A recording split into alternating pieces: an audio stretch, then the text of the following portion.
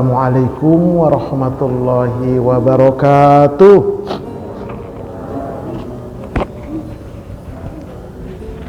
Alhamdulillahi hamdan thayyiban mubarakan fih kama yuhibbu rabbuna wa yardah.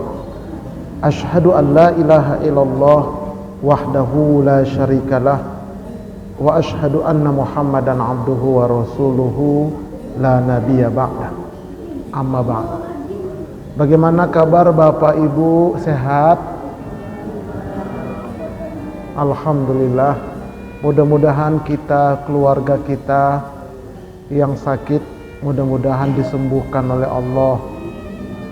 Yang punya hajat, mudah-mudahan diijabah oleh Allah. Yang belum punya mantu, mudah-mudahan cepat dapat mantu. Amin ya Rabbal.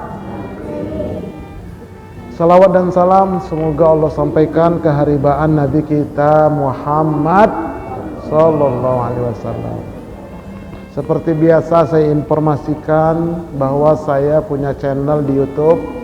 Nama channelnya Ustadz Arifin Purba Official. Menyelenggarakan 3 kegiatan, yaitu pesantren virtual pondok sholat.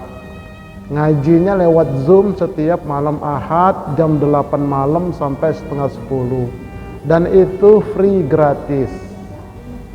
Link Zoomnya hari Sabtu pagi atau siang saya upload di status saya atau mengunjungi channel saya. Yang kedua, program haji khusus langsung berangkat tahun 2025 tanpa antri. Insya Allah aman dan amanah. Juga umroh munajat berangkat di bulan Syawal pas lebaran. Itu sekedar informasi ya. Baik, pengantar sebelum masuk kepada materi kita, bahwa banyak orang yang menyesal di akhirat. Ini ayatnya. Wa nada ashabun nari ashabal jannah an afidu alaina minal ma' aw mimma razaqakumullah qalu innallaha harramahuma 'alal kafirin alladzina takhadhu dinahum lahwa wa la'iba wa gharrathumul hayatud dunya falyawma nas'ahum nansa'um kama nasu liqa'a yaumihim hadza wa ma kanu bi ayatina yajhadun. Artinya, dan nanti di akhirat penghuni neraka memanggil penghuni surga. Jadi berendeng, neraka sama surga itu nggak ada tembok, cuman batasnya seperti garis aja, cuman ada malaikat yang jaga. Nah, orang neraka manggil orang surga. Apa kata orang neraka? Wahai penduduk surga, limpahkanlah kepada kami sedikit air atau makanan yang telah direzekikan Allah kepada kalian. Bagi dong airnya dikit, kami haus. Bagi dong makanan dikit, kami lapar, kata orang neraka kepada penduduk surga. Mereka penghuni surga menjawab, sesungguhnya Allah telah mengharamkan keduanya itu atas orang-orang kafir. Oh, nggak bisa, haram buat kalian, nggak boleh kami ngasih sama kalian. Itu kata penghuni surga kepada penghuni neraka. Siapa orang-orang kafir di sini? Orang-orang yang masuk neraka ini, di antaranya yaitu orang-orang yang menjadikan agama mereka sebagai main-main dan senda gurau. Jadi beragama Islam, cuman Islamnya asal-asalan, nggak mau ngaji yang bener. Tuh, Islamnya Islam KTP, Islam abangan, Islam aliran, atau Islam kurnat winti, cukur, sunat, kawin, mati. Nggak pernah sholat, nggak pernah ibadah, nggak mau ngaji. Itu artinya beragamanya main-main, kagak serius. Orang nyari dunia aja serius. Sekolah dari playgroup, TK, SD, SMP, SMA, S1, S2, S3, S4, S Mambo, S Teler, semua Dia pelajarin itu. Serius, dia nyari dunia. Jadi pejabat eselon 1, eselon 2, eselon terus. Kok beragamanya main-main doang? Akhirnya di akhirat menyesal mereka. Itulah orang-orang yang menjadikan agama sebagai main-main, dan kehidupan dunia telah menipu mereka. Maka pada hari kiamat ini kami melupakan mereka sebagaimana mereka melupakan pertemuan mereka dengan hari ini, dan sebagaimana mereka selalu mengingkari ayat-ayat kami. Jadi mereka dilalaikan dengan dunia. Dunia telah menipu. Demi harta, demi tahta, demi wanita, demi pria, demi ketenaran, mereka menghalalkan segala macam cara. Enggak peduli halal, enggak peduli haram. Walau nyikat orang, nginjek orang, masa bodoh. Yang penting gua menang, yang penting gua dapat. Mati enggak taubat. Begitulah mereka dilemparkan ke neraka, minta minum, minta makan sama penduduk surga. Na'udzubillahi min. Makanya yuk kita ngaji yang benar. Istiqomah kita dalam pengajian. Untuk apa? Supaya kita menjadi orang Islam yang benar, menjadi orang Islam yang kafah. Nah, makanya kita mengaji ini adalah muslim kafah. Nih tingkatan manusia di sisi Allah. Level bahaya neraka ada 5, yaitu muslim fasik, muslim munafik, muslim musyrik, murtad, kafir. Inilah yang mereka bermain-main dalam beragama selama hidup. Enggak taubat sampai mati. Neraka bagiannya. Yang aman itu yang masuk surga ada 3 level, yaitu orang muttaqin, orang mukminin, orang muslim. Ada muslim kafah, ada muslim maksiat. Masih lumayan muslim maksiat, ujung-ujungnya masuk surga juga walaupun mampir sebentar di neraka. Itu muslim maksiat. Tapi kalau muslim fasik, munafik, musyrik, kekal selama-lamanya di neraka. Enggak percaya mereka, tunggu tanggal mainnya. Nah, wis. Nah, yang akan kita kaji sekarang ini adalah tentang orang-orang mukmin, orang yang beriman. Orang muslim udah kita kaji dulu. Lihat lagi nanti di channel saya.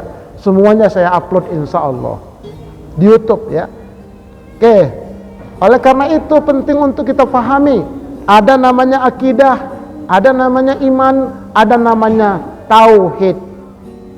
Kalau akidah untuk orang muslim, makanya akidah Islam, keyakinan, nggak ragu-ragu dia. Kalau iman untuk orang mukmin, kalau tauhid untuk orang muttaqin. Nah, yang kita pelajari sekarang tentang orang mukmin. Muttaqin entar, nyusul entar belakangan. Muslim udah kemarin. Gitu ngajinya. Jadi kita bikin petanya supaya jelas kemana kita nih ngajinya. Gitu, nggak ngawur, nggak ngaji ngasah jiwa, ngamen ngasah mental, ngawur nggak jelas. Iya, ngajinya ngawur, nggak jelas, cerita ngalur ngidul. Nggak mau saya itu. Makanya kita pakai slide supaya fokus, pakai infokus. Oke, yuk kita lihat yuk. Jadi pembahasan tentang iman secara garis besar, saya bikin petanya yang kita kaji. Inilah dia, ada 7 secara garis besar. Nah, sekarang yang akan kita kaji adalah yang keempat. Letak iman di dalam kolbu, lapisan yang ketiga. Kolbu kita ini ada 3 lapis. Lapis luar, lapis tengah, lapis dalam. Lapis dalam itu lapisan ketiga. Makanya ada lagu, hanya iman di dada yang membuatku mampu selalu tabah menjalani. Karena ada lagunya ya. Siapa yang nyanyi itu? Udah siapa ya? Itu iman itu di dada. Di dada sebelah mana? Jangan cuma di dada doang, di mananya dia. Nah, ini kita ngaji dalam, ngaji diri. Ngaji luar udah paham dah, udah botak pitak ustadznya, kiainya menyampaikan. Kita ngaji dalam. Ya, ngaji dalam. Yuk kita lihat yuk. Letak iman itu di dalam kolbu, lapisan ketiga. Nah, yuk kita ngaji. Ya, kita ikutin ulasannya bersama-sama. Oke, nggak lama-lama kok Bu, sampai azan doang. Kalau lama-lama ntar jadi puyeng kan. Nih, Allah Subhanahu wa ta'ala menganugerahkan kepada kita ini, manusia ini, akal dan kolbu. Nih akal di sini Bu, nih Pak, di otak kita nih akal nih. Kolbu di sini nih, jantung tuh kolbu, bukan hati liper, bukan. Akal dan kolbu. Nah, dengan akal dan kolbunya manusia melakukan perbuatan. Ya, beda sama ayam. Ayam mereka itu berbuat nggak pakai akal, nggak pakai kolbu, pakai insting aja. Makanya nggak mikir mereka. Pagi-pagi kawin di depan Pak Ustadz 10 kali, nggak mikir. Ayam. Banyak orang gitu juga. Nggak mikir dia, nggak malu. Pakai baju, you can see, engkau dapat lihat ketek saya depan Ustadz. Pakai rok bupati, buka paha tinggi-tinggi. Pakai baju sekwilda, sekitar wilayah dada. Mana diangkut lagi depan Ustadz. Kata Ustadz, dilihat dosa, nggak dilihat mubazir. Begitu kata Ustadznya. Bukan Ustadz Purba, yang lain dah. Nah itu, jadi akal sama kolbu. Jadi kita berbuat pakai akal, pakai kolbu, pakai pikiran, pakai iman. Itu maksudnya. Jangan asal. Mau ngomong, jangan asal goblek. Nggak boleh ngomong sembarangan, apalagi Ustadz. Menggoblok-goblokkan orang yang jual STD. Nggak boleh. Mikir dulu dong, mikir sama iman. Nah itu ya. Oke. Akal nih, akal ini adalah diantaranya itu menyerap ilmu. Fungsi akal diantara nyerap, tapi jangan biarin di sini, nggak boleh. Kalau dibiarkan di akal, dia nanti sekedar orang yang berpengetahuan Islam, namanya Islamologi.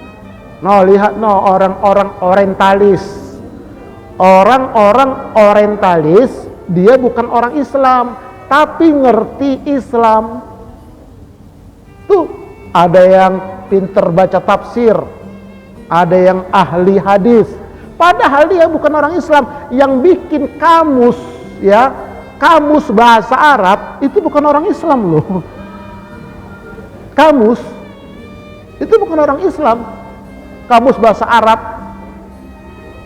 bukan orang Islam, tapi dia ilmuwan gitu loh. Karena sekedar di sini. Nah makanya kita ngaji jangan sekedar ilmu akal, masukkan ke dalam kolbu. Nah jadi setelah diserap, masukkan ke dalam kolbu. Ilmu apa diantaranya? Ilmu iman, masukin ke dalam.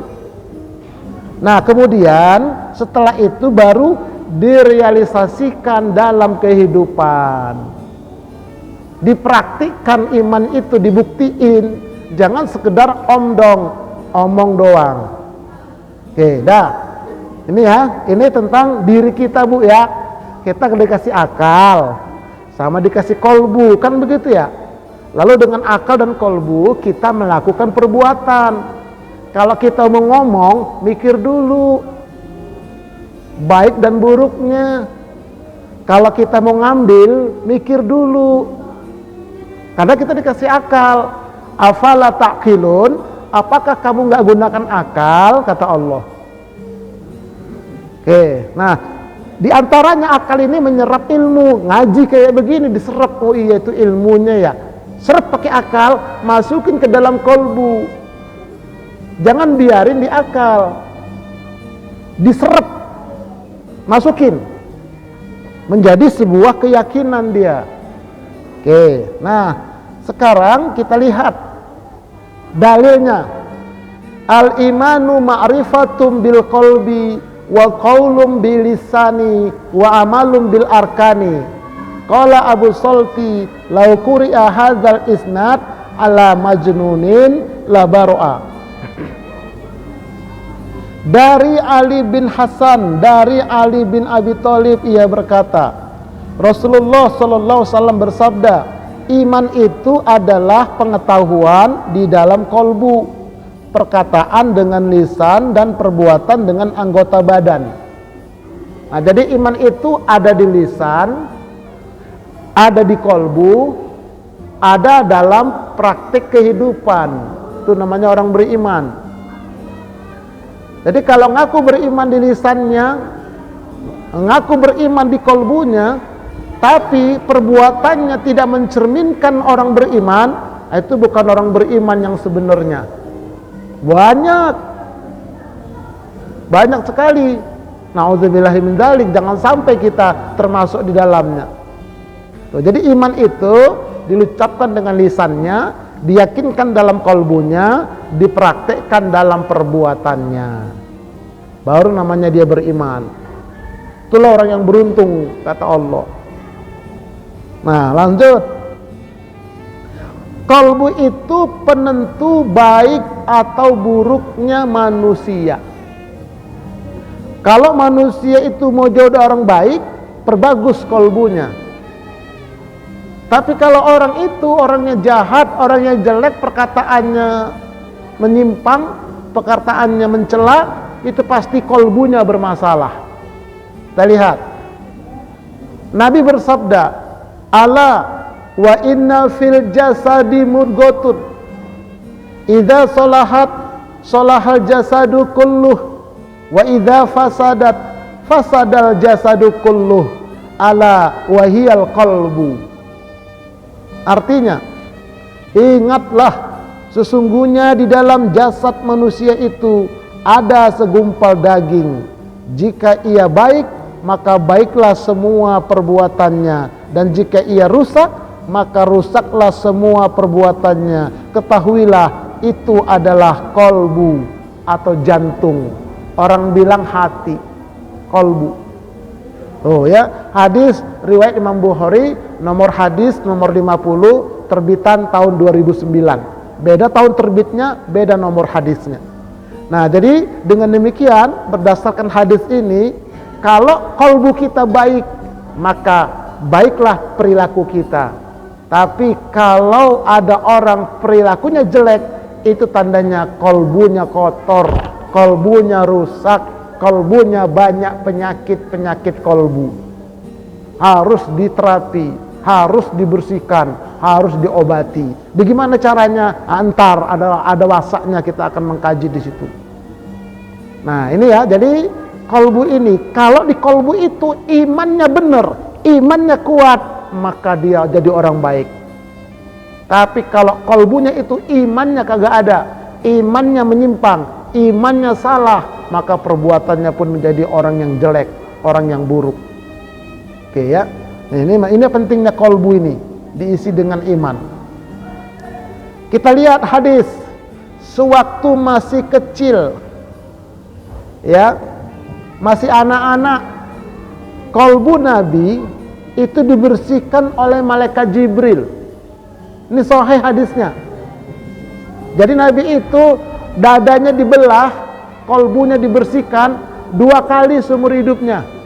Yang pertama waktu masih anak-anak, lagi main-main sama teman-temannya di sekitar Ka'bah. Yang kedua ketika mau mengadakan perjalanan Isra wal Mi'raj. Tuh, sebelum Isra Mi'raj, Nabi itu dibelah dulu dadanya, diambil kalbunya, dicuci oleh malaikat Jibril dan malaikat Israfil serta yang lainnya dengan air Zam-Zam. Tuh, dioperasi. Makanya dalam riwayat Aisyah mengatakan ada bekas belahan di dada Rasulullah. Ada bekas belahannya. Karena pernah dibelah. Oke ya, ini hadisnya. Mari kita lihat terjemahannya. Rasulullah sallallahu alaihi wasallam didatangi oleh malaikat Jibril ketika Nabi sedang bermain-main dengan beberapa anak sebayanya. Jibril kemudian menangkapnya, menelentangkannya, Lalu Jibril membelah dada beliau Rasulullah sallallahu alaihi wasallam.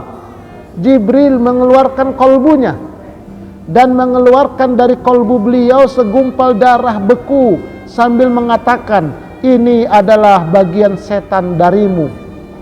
Jibril kemudian mencucinya dalam sebuah wadah yang terbuat dari emas dengan air zam-zam.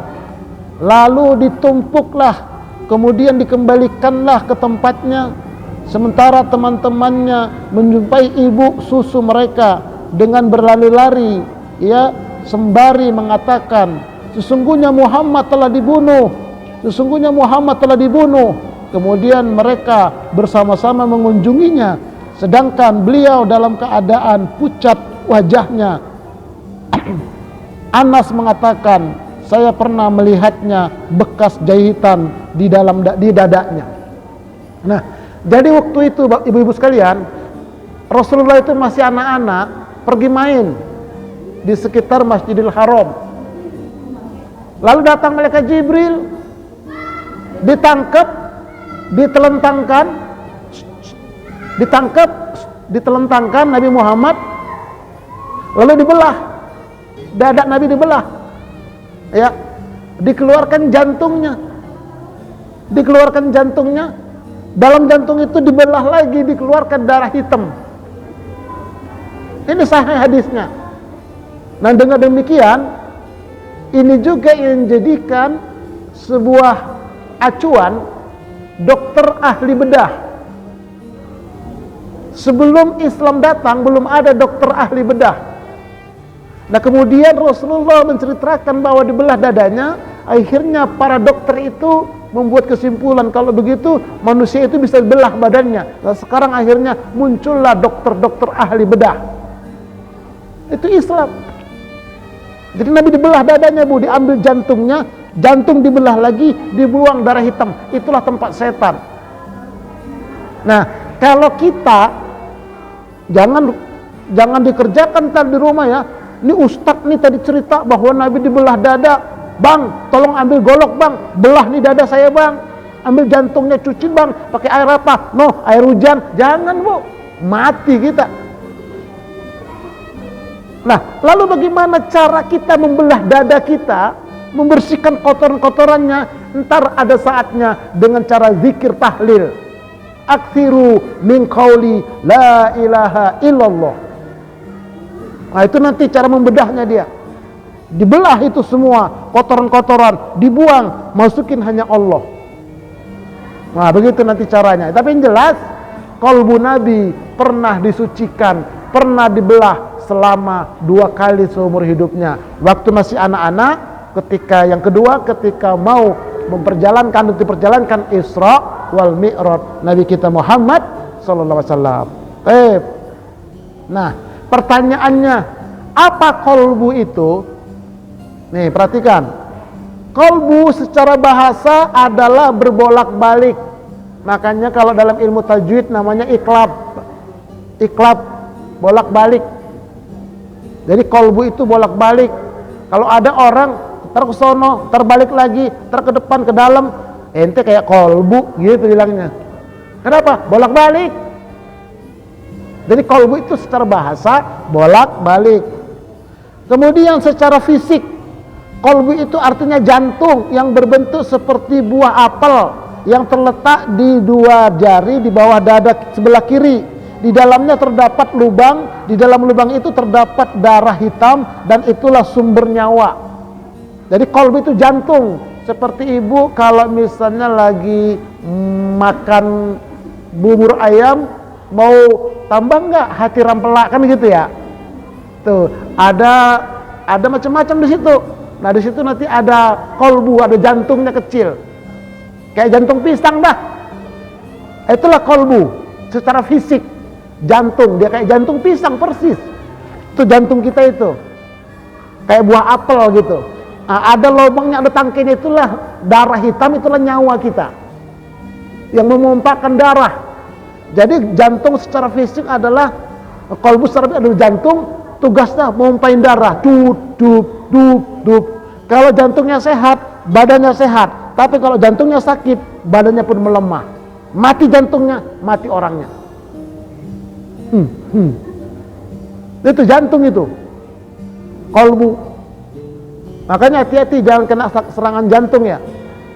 Kaget, copot, mati dia. Copot matinya.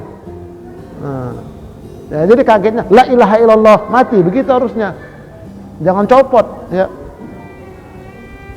Oke, kemudian secara istilah syariat, ini dia. Kolbu adalah wadah atau tempat yang di dalam bahasa kita diserum dengan hati. Nah, jadi kolbu itu tempat dia. Secara istilah syariat, di dalam kolbu itulah ada 3 lapis, ada 3 kamar, ada 3 ruangan. Isinya apa? Mari kita lihat. Yuk kita lihat ya. 3 lapisan kolbu. Tuh. Ada lapisan luar, namanya as-sudur. Fi sudurinas. Pernah dengar ya? Yang kedua lapisan tengah, namanya al-fuad. Yang ketiga lapisan dalam, namanya al-absar. Ini kita ngaji ihsan. Ngaji ihsan. Anta'budallaha ka'annaka tarahu fa illam takun tarahu fa innahu yaraka. Orang belakangan setelah Nabi, setelah sahabat mengatakan ngaji tasawuf. Ya terserah dah. Saya lebih senang bilangnya ngaji ihsan. Ya. Ngaji dalam nih, ngaji kolbu. Penting ini. Ya. Karena kolbu ini kalau dia berpenyakit, orang itu juga rusak dia. Makanya kata Allah, illa man atallaha biqalbin salim. Orang yang selamat itu kecuali orang yang datang menghadap Allah dengan membawa kolbun yang bersih. Yang 3-3 itu bersih isinya. Kita lihat as-sudur. Ini dalilnya. Wattaqullah innallaha alimum bidzatis sudur. Dan bertakwalah kamu kepada Allah, karena sesungguhnya Allah itu mengetahui apa-apa yang ada dalam sudur. Lapisan luar, apa isinya? 5. Ntar dulu, sebentar lagi saya sampaikan isinya. Allah tahu isi sudur kamu. Jadi berlapis-lapis kolbu itu, bukan satu, Bu. Nih, lapis luar itu sudur. Allah tahu isinya, ada 5. Ntar saya sampaikan. Yang kedua, inna sam'a wal basara wal fuada kullu ulaika kana anhu mas'ula. Al-fuad, sesungguhnya pendengaran, penglihatan, dan al-fuad yang ada di dalam fuad itu yaitu jiwa, semuanya itu akan dimintai pertanggungjawaban di hadapan Allah. Pendengaran kalian ditanya, kamu gunakan untuk apa kuping kamu selama di dunia? Penglihatan ditanya, kamu gunakan untuk apa mata kamu selama di dunia? Kolbu kamu, jiwa kamu gunakan untuk apa selama di dunia? Semua ditanya, tangan ditanya, kaki ditanya, wa tukallimuna aydihim, ngomong tangannya, wa tashhadu arjuluhum, menjadi saksi kakinya, bima kanu yaksibun, dengan sebab perbuatan mereka. Surah Yasin. Nah itulah fuad. Yang ketiga al-absar. Inna fi dzalika la'ibratan liulil absar. Artinya sesungguhnya pada yang demikian itu terdapat tanda-tanda kekuasaan Allah bagi orang-orang yang memiliki mata kolbu, mata batin, kolbu yang paling dalam. Oke, itu ya surah Ali Imran ayat 13. Sekarang kita lihat isinya dari yang 3 lapis ini. Kita lihat isinya ya. Udah azan belum Ustaz? Dikit lagi ya. Siap. Berapa menit lagi? Lama kali. 7/4. Ini. Perhatikan Bapak Ibu. Iman itu berada di dalam al-absar, lapisan ketiga yang paling dalam. Allah mengetahui apa yang ada dalam sudur. Nih, lapisan luar. Lapisan luar namanya sudur, kolbu kita ini. isinya semuanya keburukan. Tuh yang di sana itu, yang tulisannya tidur tuh, diri tulisannya keburukan yang warna merah. Isinya jelek semua. Tapi memang harus diisi. Karena kata Allah, fa'alhamaha fujuraha wa taqwaha. Allah mengilhamkan ke dalam kolbu kalian itu ada fujur, itulah dia yang jelek-jelek. Ada takwa, itulah dia yang baik-baik. Fujur yang jelek-jelek adanya di sudur. Takwa yang baik-baik adanya di al-absar. Jiwa kita ada di tengah-tengah, di al-fuad. Jiwa kita di situ. Itulah yang sedang ngomong tuh. Iya ya, begitu ya. Itu jiwa itu. Pengen makan, pengen nggak makan, kadang-kadang sedih, kadang-kadang girang. Itulah jiwa. Dan jiwa itu nanti yang bakal mati.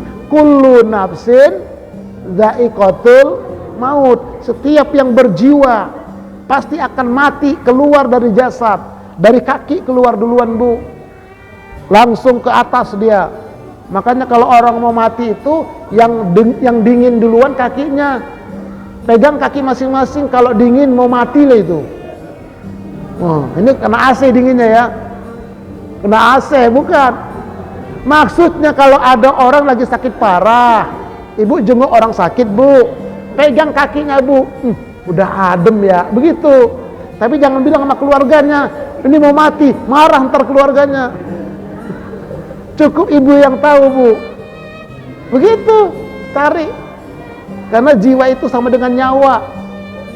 Oke, ya mari kita lihat isinya ya. Jiwa kita di tengah-tengah ini.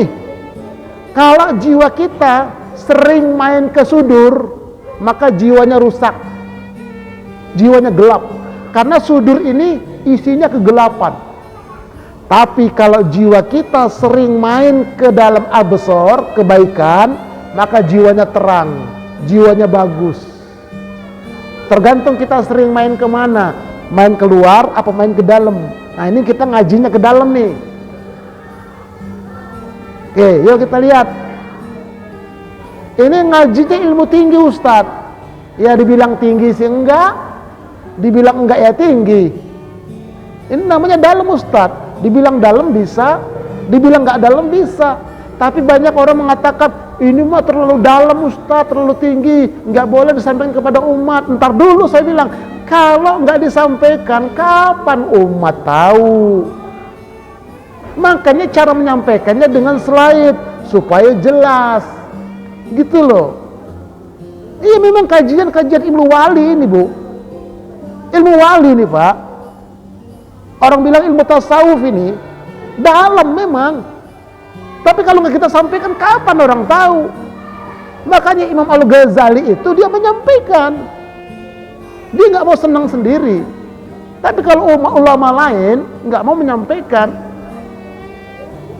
Kiai Siti Jenar dia sampaikan, tapi caranya saklek. Banyak orang yang kepental-kepental, akhirnya dituduhlah dia sesat. Karena dia saklek menyampaikannya. Nah, saya berusaha mengikuti kayak Imam Ghazali, kayak Sunan Kalijogo. Kalau Sunan Kalijogo kan pakai wayang. Ini saya juga pakai wayang, tapi wayangnya slide, nah, begitu ya. Itu kan wayang juga itu tulisan, gambar-gambar. Rasulullah kan pernah begitu berdakwah, pakai kayu digaris, ini jalan Allah, ini jalan setan, kan ada media dakwahnya. Oke, kita masuk ya. Ini pelan-pelan Bapak Ibu. Ayo kita lihat. Yang ada di sudur yang pertama adalah setan. Makanya setan itu kerjaannya alladzi yuwaswisu fi sudurin nas minal jinnati wan nas. Kerjaan setan ngasih was-was kepada jiwa. Bleh, lu ambil aja, mumpung lu lagi berkuasa, kapan lagi bleh. Nah kata jiwa di dalam, kata yang dalam al-absar, kata iman, jangan tong, jangan begitu. Itu setan. Ntar kapan-kapan kita kenalan sama setan, insya Allah ya. Ya kita kaji dia, siapa sih setan, apa sih bedanya setan, iblis, jin, demit, gondoruo, kuntilanak, kolong wewe, apa sih itu Ustadz? Pocong, vampir. Antar kapan-kapan kita kenalan, tapi ngaji. Di sini juga banyak tuh jin tuh pada di pojok pada ngaji tuh di belakang sono no. Tapi ibu nggak lihat. Biar aja sama dia ngaji juga. Jin Islam namanya. Ada jin tomang juga ada, banyak ya. Yang kedua, hawa. Hawa itu adalah keinginan. Makan banyak itu hawa, nggak terkendali. Nempel ke jiwa, nafsu menjadi hawa nafsu. Syahwat, cinta dunia, ego, itu jelek semua itu. Ada di dalam sudur. Itulah alat yang dipakai oleh setan untuk menyesatkan manusia. Yang ketiga, bintik hitam akibat perbuatan dosa. Mata kita berdosa, nempel ke dalam sudurnya satu titik hitam, kata Nabi. Tangan ngerjain dosa, satu titik hitam. Mulut berdosa, titik hitam. Lama-lama sudurnya hitam legam. Kalau sudurnya hitam, wajahnya jelek karena banyak dosa. Itu makanya Bapak Ibu, bedanya orang Batak. Nih, perhatikan nih seorang Batak nih. Orang Batak tukang copet sama orang Batak yang sudah Islam itu dari wajah. Kalau orang Batak tukang copet, wajahnya sangar, setengah, menakutkan. Karena apa? Kolbunya hitam, banyak dosa. Tapi kalau orang Batak yang sudah Islam, wajahnya bercahaya. Contohnya, banyak contohnya ya. Banyak, di sana banyak dah. Kenapa? Kolbunya insya Allah sudah bersih, sudurnya. Tapi tengok itu inang-inang rentenir. Jelek mukanya. Atau para koruptor. Kenapa? Banyak bintik hitamnya dalam sudurnya. Kemudian apa lagi? Penyakit-penyakit kolbu, syirik, munafik, ya, emosi, pelit, medit, buntut kasir, korek, semelekehe, tamak, rakus, kemaruk. Itu penyakit-penyakit kolbu, adanya di sudur. Digunakan oleh setan untuk menyesatkan kita. Nah, kemudian yang kelima, ada jin korin. Setiap kita punya jin korin, tempatnya di sudur, di luar dia. Tuh. Nah, kemudian jiwa kita di tengah-tengah. Lalu di Al-Abasar itu ada ilmu, ya, ilmu syar'i. Nah, jadi makanya ilmu tadi diserap, taruh ke dalam Al-Abasar. Jangan biarin di otak, jangan. Masukin dia ke dalam kolbu yang ketiga, diresepin begitu. Alhamdulillah ya Allah, kita berdoa ya Allah, berikanlah aku ilmu yang bermanfaat, hindarkanlah aku dari ilmu yang tidak bermanfaat. Min ilmi la yanfa, lindungin kami dari ilmu yang tidak manfaat, karena ilmu itu adalah dalam kolbu dia, di dalam Al-Absar. Nah, kemudian ada namanya akidah, iman, tauhid.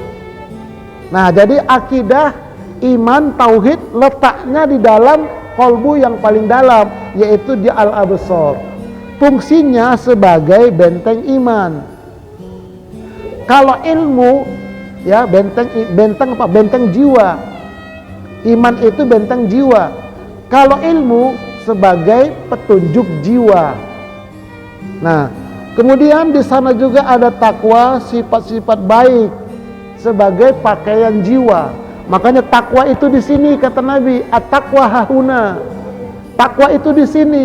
Takwa itu fungsinya sebagai pakaian jiwa. Kalau dia beriman bertakwa, maka perilakunya pasti jadi orang baik. Tuh. Makanya salah satu ibadah di antaranya puasa, kutiba alaikumusiyam, ujungnya apa? La'allakum tattaqun, agar kamu jadi orang takwa. Itu maksudnya itu. Tapi puasa yang bagaimana? Tuh.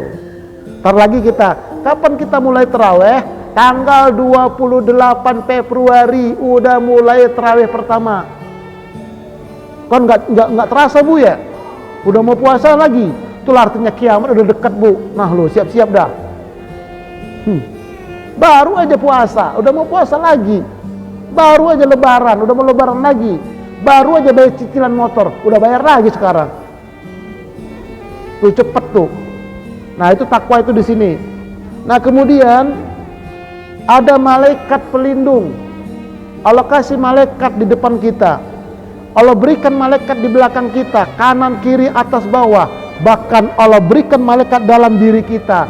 Di antaranya itu di Al-Absar. Supaya setan gak sembarangan dia mengacak-ngacak jiwa kita.